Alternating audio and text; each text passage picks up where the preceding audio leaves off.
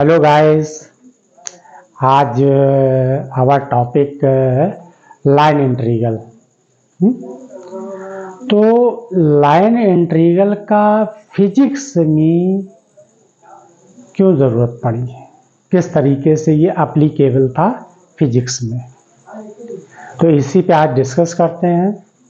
और फिर इसका जो है हम एक फार्मूला ड्राइव करते हैं और फिर उसको सिग्निफिकेंस कह लीजिए या अप्लाई कैसे करेंगे इस पर डिस्कस करते हैं। तो सबसे पहले देखिए, लाइन इंटीग्रल को मैथमेटिकली जो एक्सप्रेशन है वो integration A dot D are, और यहाँ ध्यान दीजिएगा ए और डी आर दोनों ही कैसे हैं, यहाँ पर वेक्टर है, यानी ये एक तरीके से वेक्टर फील्ड के लिए हमने अप्लाई किया है। क्योंकि अपने फिजिक्स के लिए पढ़ना है तो यही फैक्टर हमारा काम आएगा। और ये कितने टाइप्स होता है इस पर भी डिस्कस करते हैं। हमने यहाँ पर ये 3D के रूप में एक बनाया है। ये एक्स एक्सिस है, ये वाई एक्सिस है, जेड एक्सिस है। अब इसको लाइन इंटीग्रल बोला गया तो किसी लाइन के ही उसमें सॉल्व करना, लेकिन हमने 3D बना लिया है और फिर हम अपने कन्वीनियंट के अकॉर्डिंग इसको लाइन के रूप में या वन डायमेंशन के फॉर्म में स्टडी कर सकते हैं। क्लियर है? सबसे पहले देखिए, यहाँ पर एक हमने कर्व ड्रॉ कर लिया, ये एक कर्व ड्रॉ कर लिया।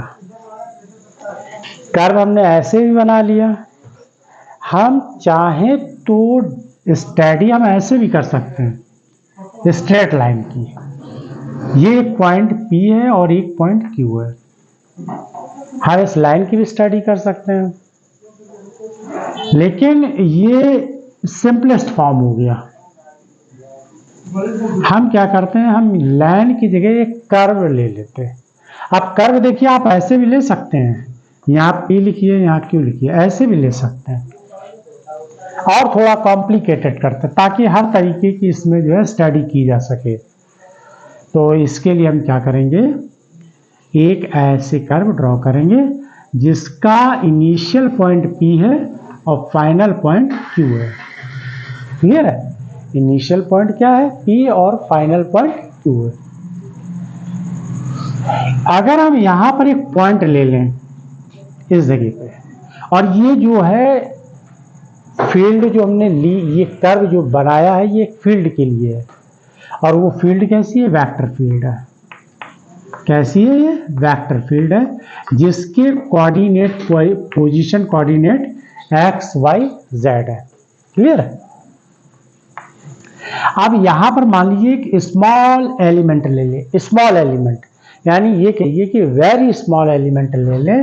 ये जो स्ट्रेट लाइन को शो कर रहा है, इतना की बात, इतना छोटा है कि ये स्ट्रेट काम करे। अगर हम इतना छोटा कर लें कि ये स्ट्रेट पार्ट हो, ठीक है ना, और उसके लिए हम ये क्या करें, ये जो है फील्ड ए है, इन दोनों के बीच में अगर एंगल थीटा हो तो इसके लिए जो एक्सप्रेशन है, मैथमेटिकली एक्सप्रेशन है, वो है ए डॉट डी आर। ये मैथमेटिकली एक्सप्रेशन है, ठीक है ना। तो इस लाइन के लिए जो कि ये कैसा है, वेक्टर स्पेस है, और उस वेक्टर स्पेस पर हमने कोई एक पोजीशन ले ली, और पोजीशन के लिए हमने एक स्मॉल एलिमेंट ड्रॉ कर लिया, ठीक है ना।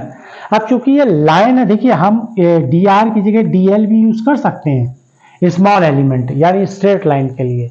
हम ओनली एक्स एक्सिस के भी अबाउट फाइंड कर सकते हैं, ओनली वाई एक्सिस के भी अबाउट ले सकते हैं, और ओनली जेड एक्सिस यानी सिंगल 1D के लिए यूज करेंगे, ठीक है ना। और अब देखिए हम इसको किस तरीके से, पहले तो हम मैथमेटिकली इसका एक्सप्रेशन देख लेते हैं कि ये कितने तरीके से रिप्रेजेंट किया जा सकता है, यानी लिखा जा सकता है। तो देखिए, इस लाइन इंटीग्रल को हम 3 तरीके से लिख सकते हैं। तो दीज आर 3 टाइप है ना। अब ये 3 टाइप्स कौन कौन से हो सकते हैं, इसको हम 3 तरीके से लिख सकते हैं। एक तो हम लिख सकते हैं स्केलर फंक्शन एंड उसका मल्टीपल, ठीक है, ये स्केलर फंक्शन है वन टाइप। सेकेंड टाइप हम ले सकते हैं इंटीग्रेशन ए, यानी ये वेक्टर फील्ड के लिए, ये वेक्टर फील्ड है, और ये डी आर। देखिए यहाँ पर पोजीशन, इसको हम ऐसे भी रिप्रेजेंट कर सकते हैं। अगर हम केवल लाइन इंटीग्रल के रूप में लिखें तो डी एल ऐसे भी लिख सकते हैं, इसको हम ऐसे भी लिख सकते हैं ए डॉट डी एल, हम इसको ऐसे भी लिख सकते हैं। और तीसरा हमारा जो होगा इंटीग्रेशन ए वेक्टर फील्ड है क्रॉस, यानी ये क्रॉस प्रोडक्ट हम ले लें। अब यहां पर क्या आ जाएगा ए डॉट डी एल। ये सब किसके लिए हम यूज कर रहे हैं, ये सब हम एक तरीके से इस कर्व के लिए ले रहे हैं, इस कर्व के लिए ड्रॉ कर रहे हैं। ये तीन जो है पॉइंट मेन हमारा जो है फिजिक्स के लिए, यानी फिजिकल इंटरप्रिटेशन के लिए, फिजिकल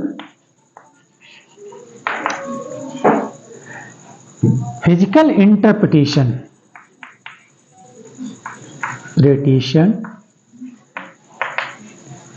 के लिए, यानी फिजिकल इंटरप्रिटेशन का मतलब फिजिक्स की क्वांटिटी को मेजर करने के लिए, यानी फिजिक्स में। अब फिजिक्स में हम भी क्या बोल सकते हैं, फिजिक्स में जैसे कि मान लीजिए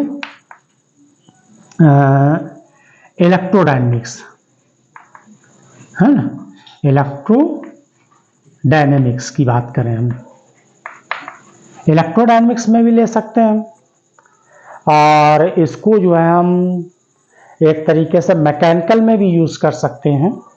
यह भी हम बताएंगे मैकेनिकल में भी कैसे यूज करेंगे। तो मेन हमारा जो इसमें तीन में से ये वाला जो है ए डॉट डी आर, ए भी वेक्टर फील्ड है और डी आर भी। अब यहां पर ध्यान दीजिए, ये स्केलर फंक्शन, ये कैसा है, स्केलर फंक्शन है, ये स्केलर फंक्शन है, जबकि ये वेक्टर है, ठीक है ना। तो यहां पर जो हमें रिजल्ट मिलेगा, जो रिजल्ट मिलेगा वो रिजल्ट कैसा होगा, वो रिजल्ट होगा वेक्टर होगा, ठीक है ना। ये कैसा मिलेगा, वेक्टर मिलेगा। इसमें देखिए डॉट प्रोडक्ट है, ये भी वेक्टर है और ये भी वेक्टर है, देखिए ये भी वेक्टर ये भी वेक्टर है। तो ये कैसा हमको रिजल्ट मिलेगा, स्केलर मिलेगा, जो हमें आंसर आएगा इसका वो स्केलर फॉर्म में आएगा। और देखिए ये तो क्रॉस प्रोडक्ट है, तो क्रॉस प्रोडक्ट में सॉरी यहाँ भी क्रॉस प्रोडक्ट हम लगाएंगे तो ये भी जो है हमको कैसा मिलेगा, वेक्टर फॉर्म में मिलेगा। तो क्लियर है आप लोगों को कि अगर हम ये वाला ले लें, ये स्केलर फंक्शन है और ये वेक्टर है, तो इन दोनों का रिजल्ट क्या आएगा, यहाँ पर वेक्टर ही आएगा। अगर ये वेक्टर है, डॉट लगा है बीच में, दोनों वेक्टर हैं, तो ये फील्ड हो गई, और ये क्या हो जाएगी, पोजीशन हो जाएगी, या लाइन इंटीग्रल के लिए बोल लीजिए, लाइन के लिए, वन डायमेंशन के लिए, या डीएल यूज कर लीजिए, इसका रिजल्ट स्केलर होगा। जबकि ए क्रॉस डी आर जो है उसके लिए रिजल्ट ये कैसा आएगा, वेक्टर आएगा। क्लियर है। और मेनली हमारा यूजफुल किसमें है, ये वाला है ना।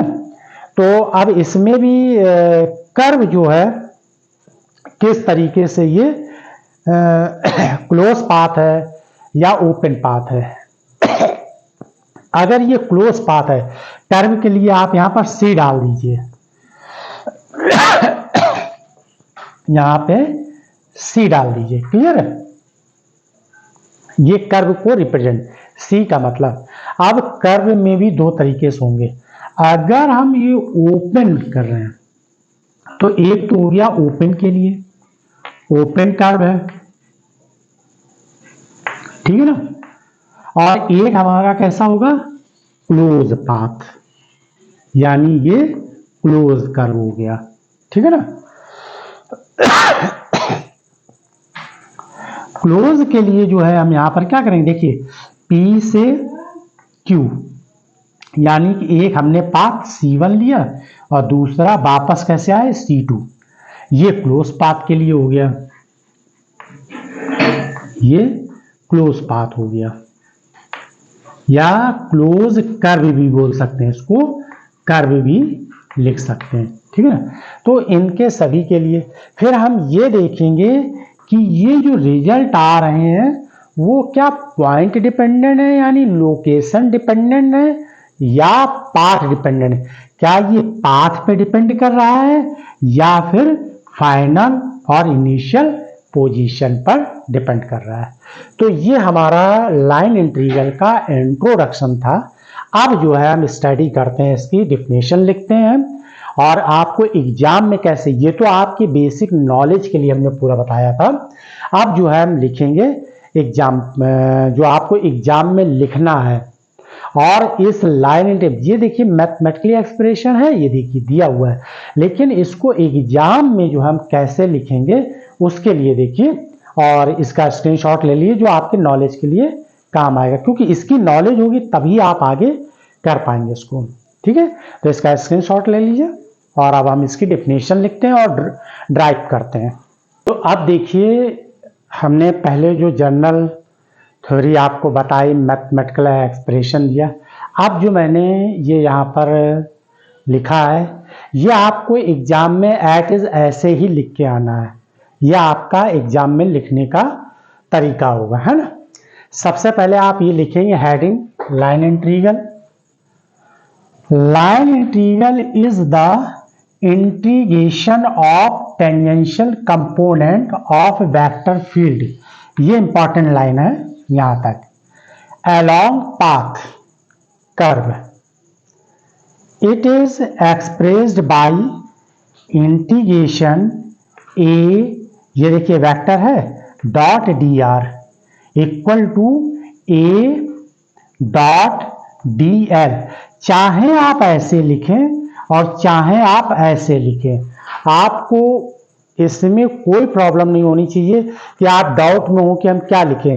आप लाइन इंटीग्रल में चाहे आप ये यूज करें और चाहे ये यूज करें। ये लाइन इंटीग्रल का मतलब ये हुआ कि कोई ये लाइन है और इसका पाथ आपने क्या लिया, डीएल ले लिया। आप ऐसे भी तो कह सकते हैं कि हम डीआर ले रहे हैं, और डीआर तो यहाँ क्या होता है, एक्स एक्सिस के अलोंग भी होगा, वाई एक्सिस के भी अलोंग होगा, जेड एक्सिस के भी अलोंग होगा। और देखिए मैंने यहाँ पर ये क्या लिख दिया, ए इक्वल टू ए, यानी vector field X Y Z के अलोंग है, तो जो सुटेबल होगा वो आपका ये वाला होगा, ठीक है ना। और अगर आप एक्स वाई ना कह के ये कह दें कि हम वेक्टर फील्ड तो ले रहे हैं, लेकिन वेक्टर फील्ड किसके लिए ले रहे हैं, हम यहाँ पर ये एक एल लेंथ का वायर ले रहे हैं, ये ध्यान रखिए। अगर हम ये बोले एल लेंथ का वायर ले रहे हैं और उसमें जो है इसकी वैल्यू हम क्या ले लें, डी एल, स्मॉल एलिमेंट कितना ले लें, डी एल, तब आप डी एल यूज कर लीजिएगा।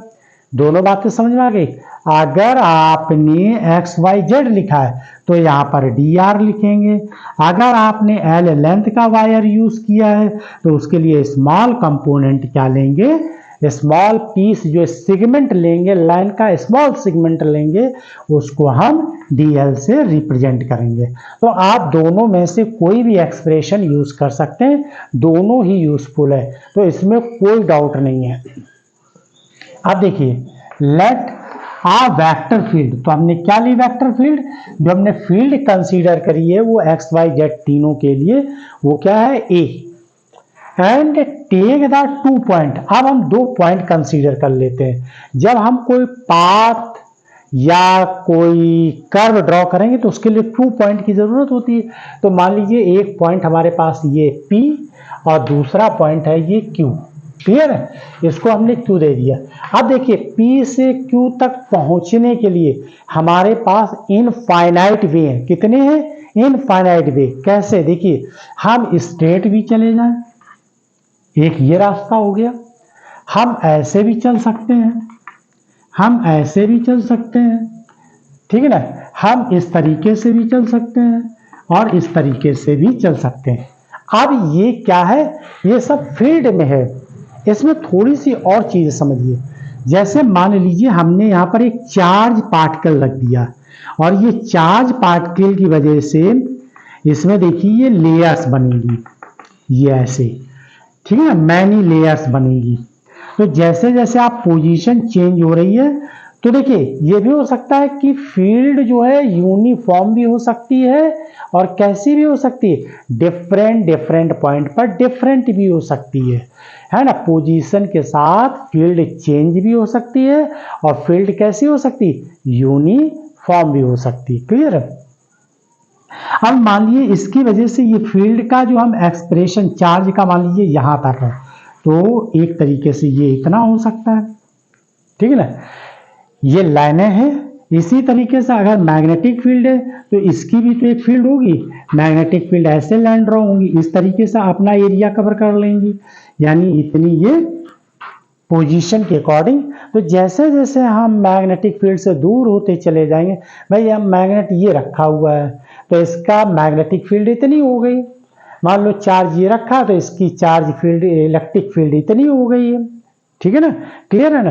तो वही चीज हमने बताया ना कि कहाँ तक है, यानी कि हम इनफाइनाइट वे सेलेक्ट कर सकते हैं, क्लियर है। पोजीशन के साथ इलेक्ट्रिक फील्ड या मैग्नेटिक फील्ड जो हम वेक्टर फील्ड यूज कर रहे हैं वो यूनिफॉर्म भी हो सकती है, पोजीशन के साथ चेंज भी हो सकती है, क्लियर है। आप देखिए अब हमने जो हम फिगर बनाएंगे पेपर के लिए, जो हमें ड्रॉ करना है एग्जाम के लिए, वो आप ऐसे ड्रॉ कर सकते हैं। और आप दो फिगर्स इसको ड्रॉ करके बता देंगे। एक हमने मान लिया ये क्या है, क्यू पॉइंट है, और इनिशियल पॉइंट हमारा क्या है, ये पी है। हमने 2 पॉइंट सेलेक्ट कर लिए और इसको दोनों पॉइंट को हमने इसके थ्रू मिला दिया। एग्जाम में आपको जो फिगर बनाना है, एक तो आपका ये रहेगा, वो यहां पर आपको फिगर बना के इसी के साथ दिखाना होगा, इस जगह पर कहीं पर भी यहां ड्रॉ कर लीजिए। मान लीजिए ऐसे आप दिखा दीजिए ये, ठीक है। और जब हम डेरिवेशन करेंगे तो उसके लिए जो है हम जो ऊपर मैंने बनाया उसके लिए आप यूज करेंगे, ये एक्स एक्सिस है, ये वाई एक्सिस है और ये जेड एक्सिस है। ये पॉइंट कैसा हो जाएगा, यहाँ पर ये पॉइंट पी हो जाएगा, ये पॉइंट क्यू हो जाएगा, और इसको हम इस तरीके से ले लेंगे। और हमने ये small element D R select कर लिया और फील्ड क्या हमने ले ली, ए ले ली, वेक्टर फील्ड ए ले ली, और ये थीटा एंगल ले लिया, ठीक है ना। उसके लिए हम ये ऐसे ड्रॉ करेंगे। एक तो आपका ये डिफिनेशन के साथ हो गया, ये हमने डिफिनेशन यहाँ लिखी। अब आप ड्राइव कर रहे हैं तो ड्राइव के लिए देखिए यहाँ पर जो हमने P और Q 2 पॉइंट सेलेक्ट किए हैं उनको हम क्या करेंगे, छोटे छोटे पार्ट में डिवाइड कर दें, यानी स्मॉल पार्ट में डिवाइड कर दें। और वो डिवाइड पार्ट हमारे कैसे होने चाहिए, काउंटेबल होने चाहिए, मतलब 2 हो सकते हैं, 3 हो सकते हैं, 10 हो सकते हैं, 100 हो सकते हैं, कितने भी हो सकते हैं, लेकिन वो काउंटेबल होने चाहिए, ये ध्यान रखिएगा। क्योंकि इसी में फिर यहीं से बहुत इंपॉर्टेंट थ्योरी है इसकी, काउंटेबल होने चाहिए। तो देखिए we divided the entire path या curve P Q in N number, और एन नंबर यानी काउंटेबल हो गया। एन की वैल्यू 1 भी हो, 3 भी हो सकती है, 10 भी हो सकती है, 100 भी हो सकती है, 1000 भी हो सकती है। अभी यहाँ पर ध्यान दीजिएगा कि 10 के केस में आर की वैल्यू क्या होगी और 1000 के केस में क्या वैल्यू होगी, या 100 के 1000 में आर की वैल्यू क्या चीज होगी, ये समझे।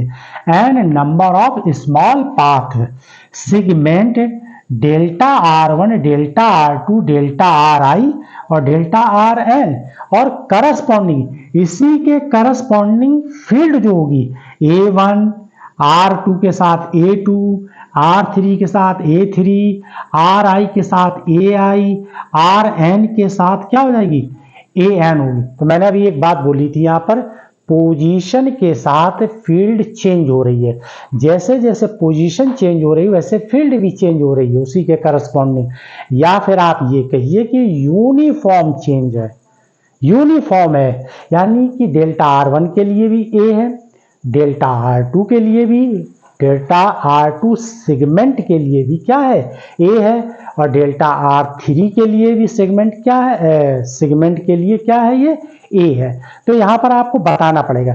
तो हमने अभी अपनी कन्वीनियंट के अकॉर्डिंग हमने क्या किया कि डेल्टा R1 के साथ इसका करस्पॉन्डिंग वेक्टर फील्ड क्या है, A1 है, A2 के साथ क्या है, डेल्टा R2 के साथ क्या है, A2 है, डेल्टा R3 के साथ क्या है, A3 है। तो ये करस्पॉन्डिंग फील्ड ले ली। अब देखिए the scalar product of E, एक तो ये वेक्टर फील्ड है एंड डेल्टा आर ए भी वेक्टर फील्ड है, इन दोनों का स्केलर प्रोडक्ट यानी ए डॉट डेल्टा आर, ये देखिए क्या लिखा है, ए डॉट डी आर, और हम वहां पर ए डॉट डेल्टा आर बोल रहे हैं। अभी हमको डेल्टा आर को डी आर में कन्वर्ट करना होगा। तो यहां पर देखिए कैसे आप करेंगे।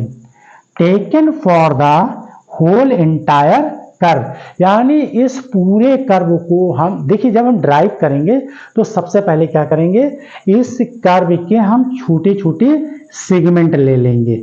जैसे ये R1 यानी डेल्टा R1, ये डेल्टा R2, ये डेल्टा, यहाँ पर डेल्टा RI, यहाँ पर हमने क्या लिए डेल्टा RN, यानी हमने इसके कितने सेगमेंट किए n, यानी n पार्ट डिवाइड कर दिए। और हम आप इक्वल नहीं कह सकते ये, क्योंकि हमने डेल्टा R1 R2 R3 करके लिखा है, RI भी लिखा, RN भी लिखा है, यानी ये सेगमेंट कैसे हमारे अनइक्वल हैं। और उसी के करस्पॉन्डिंग फील्ड हमने A1 A2 A3 ले ली। तो इसके करस्पॉन्डिंग फील्ड डेल्टा R1 के करस्पॉन्डिंग फील्ड कितनी होगी A1, और ये पूरा स्पेस कैसा है वेक्टर फील्ड है, ये स्पेस पूरा कैसा है वेक्टर फील्ड है, और ये पोजीशन डिपेंड हो गया अब एक तरीके से, क्लियर। इसी तरीके से ये क्या निकल कर आ जाएगा A2 हो जाएगा, इसके करस्पॉन्डिंग AI हो जाएगा, इसके करस्पॉन्डिंग AN हो जाएगा, क्लियर है। हम पूरे पाथ के लिए लाइन इंटीग्रल निकालना चाहते हैं, तो होल पाथ के लिए लाइन इंटीग्रल क्या हो जाएगा, होल पाथ के लिए तो या इंटायर होल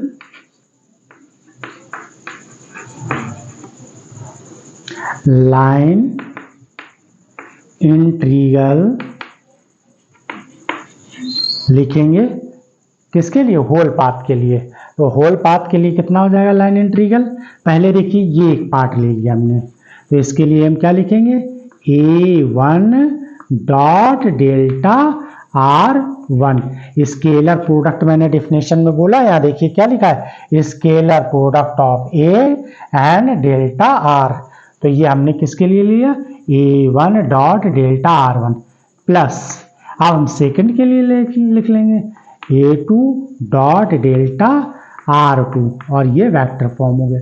इसी तरीके से हम किसके लिए यूज कर सकते हैं डे प्लस लगाइए AI डॉट डेल्टा RI, और ये हो जाएगा। फिर हम किसके लिए यूज कर सकते हैं डेल्टा एन और डेल्टा RN के लिए भी ये स्केलर प्रोडक्ट लिख लें। तो हमने सभी जो छोटे छोटे सेगमेंट लिए थे, पार्ट किए थे होल पाथ का, छोटे छोटे पार्ट किया, उसके करस्पॉन्डिंग फील्ड ले ली। अब उस फील्ड का हमने ये क्या निकाला समेशन निकाला। तो मैथमेटिकली रिप्रेजेंटेशन कैसे इसको करते हैं शॉर्ट में, ऐसे सिग्मा I इक्वल टू 1, क्योंकि हमने किससे स्टार्ट किया 1 से, कहाँ तक एंड पार्ट तक, और क्या है ये AI डॉट डेल्टा RI, और ये वेक्टर फॉर्म हो गया, क्लियर है यहाँ तक। तो इस तरीके से हमने इसको लिख लिया।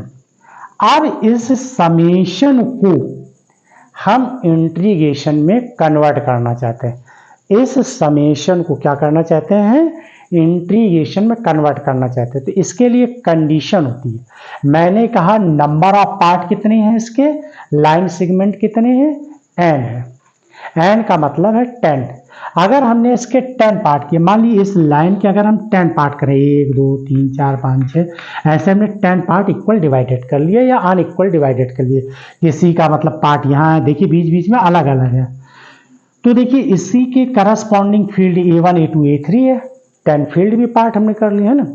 अब एक बात बताइए, अगर हम इसका डेल्टा R लिख रहे हैं, ध्यान दीजिएगा यहाँ पर इस पोर्शन को हमने कितना लिखा डेल्टा R1। अगर हम इसके 100 पार्ट करें तो क्या ये लाइन सेगमेंट और छोटी नहीं हो जाएगी, यानी कि अब और छोटे छोटे लाइन सेगमेंट बन जाएंगे। 100 पार्ट कर दिए ना, तो ये लाइन सेगमेंट पार्ट कितने हो जाएंगे और छोटे छोटे हो जाएंगे। अब 1000 कर दें तो यानी कि ये डेल्टा आर और स्मॉल होता चला जाएगा। और अगर हम 1000 की जगह 10,000 कर दें तो ये और स्मॉल सेगमेंट होते चले जाएंगे। तो इनफाइनाइट कर दें, तो जब हम इनफाइनाइट कर देंगे तो इनकी वैल्यू कैसी हो जाएगी, टेंस टू 0 हो जाएगी, टेंस टू 0 हो जाएगी। इक्वल टू 0 मत बोल दीजिए, टेंस टू 0, मतलब 0 होने की तरफ जा रहा है, लेकिन 0 नहीं होगा। कुछ आप 1000 मतलब इनफाइनाइट पार्ट कर देंगे तो कुछ ना कुछ तो उसकी वैल्यू होगी ना। तो इसके अकॉर्डिंग अब हम लाइन मतलब इस समेशन को किस में बदलना चाहते हैं, इंटीग्रेशन में बदलना चाहते हैं। तो देखिए यहाँ लिखिए लाइन इंटीग्रल इक्वल, आप देखिए लाइन इक्वल, यहां पर हम एक कंडीशन लगाएंगे, लिमिट एंड कैसा है, इनफाइनाइट है। तो डेल्टा आर कैसा हो जाएगा, टेंस टू 0 हो जाएगा, टेंस टू 0 हो जाएगा। जब एन इनफाइनाइट होगा तो डेल्टा आर कैसा हो जाएगा, टेंस टू 0। अब यहां पर देखिए क्या है, summation I1 and AI vector form dot delta R, ये ऐसे लिख दिया। अब इसको इंटीग्रेशन में कैसे लिखेंगे, इंटीग्रेशन, और पॉइंट क्या है, P, इनिशियल पॉइंट क्या है, P, और ये पॉइंट क्या है, Q है, Q कर दिया। A की जगह क्या लिखेंगे, A vector dot D are. अब यहां पर आई नहीं रिप्रेजेंट किया जाएगा क्योंकि ये एक तरीके से कंटिन्यूअस को शो करने लगा है। कंटिन्यूअस यानी एक से दूसरा, दूसरे से तीसरे बीच आपस में इतने छोटे छोटे पार्ट हो गए हैं कि इनका जो सेगमेंट पोर्शन है वो टेंस टू 0 के इक्वल नहीं बोलेंगे। तो इस तरीके से हम इसको लाइन इंटीग्रेशन को रिप्रेजेंट करेंगे।